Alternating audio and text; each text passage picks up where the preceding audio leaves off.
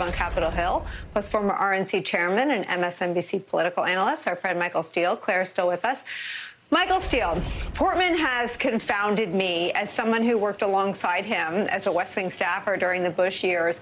I was shocked and sad that he could never find his spine or display a conscience or articulate the horror that, having known him as a fellow staffer, I am sure he had to have felt. Yeah, I've known the good senator since I left the seminary and came back to Washington and worked for him as a paralegal back in the early 1980s. So I've known him a long time, and I know how difficult this particular travel has been for him inside of a party that he has grown in leadership and has served the country and now is faced with this Trumpian reality that I think a lot more Republicans like him are going to come to face with. And that is my conscience, my values, my principles. Do I just set them aside to avoid a tough primary? Or do I look my constituents in the eye and I look the country in the eye and I do the right thing, what my conscience dictates? And I think, at least not having spoken with the senator about his decision yet, I think that's where he's leaning. He's leaning into that. And bully for him. But it speaks to a broader issue, I think, Nicole, about the direction of the country. This conversation that Trump is floating about creating his own MAGA party. Can I just add my 2 cents worth to that? Please do it. Please do. Please. Feel right at home doing that, my friend. Take your time. No. Actually, don't take your time. We'll actually help you do it as quickly as possible. And all those folks who want to go to MAGA land, there's the train. Actually, if you can walk, bus, fly, whatever, just do it. You don't have to do COVID protocols. Just do it. All right? Because that's what the party needs. That cleansing. Well, it's such a good point, Michael, because the idea that they would leave, I mean, this is where Trump is.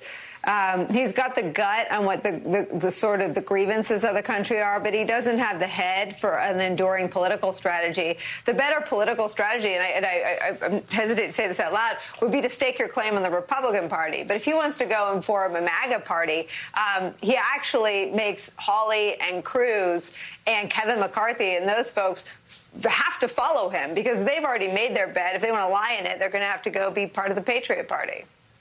Oh, absolutely. Please, there's the door. And I think that's a big part of the narrative you're going to see unfold over the ensuing weeks and months inside the GOP is exactly how does this play itself out.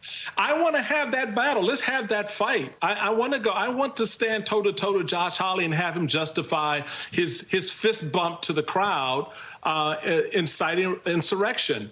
And my embrace, as I did in endorsing the current president of the United States, for democracy and our republic.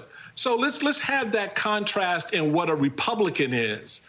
Let's not get into the weeds of crazy around Trump. Let's have that discussion about what republicanism is and should be in this century. And if I could just give me a second to go to the last conversation that you and the senator were having.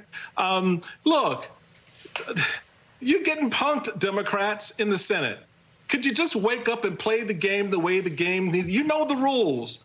Why are you letting McConnell dictate the terms in which you're going to engage? You're getting punked, understand you're getting punked, and come back at them. Call his bluff.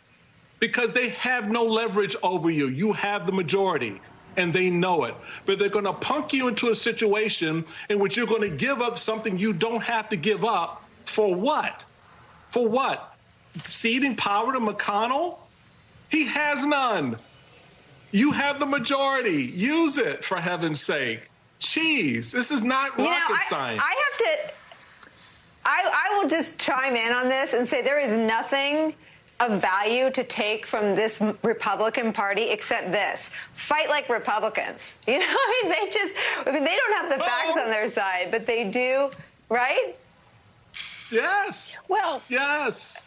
I don't know. Go ahead, Claire. What's your thoughts? I'm sorry. Well, here's the practical problem. The practical problem is that Chuck Schumer doesn't have 50 votes to change the rules on filibuster. He doesn't have the 50 votes.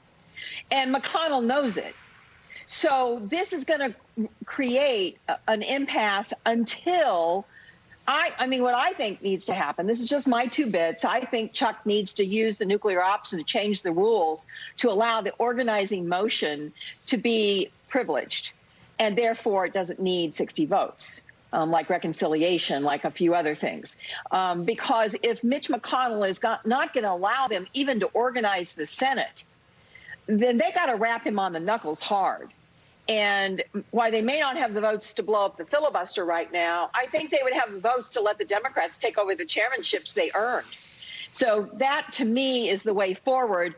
And in my opinion, the sooner they get at it, the better. And a woman should lead them. Garrett Haake.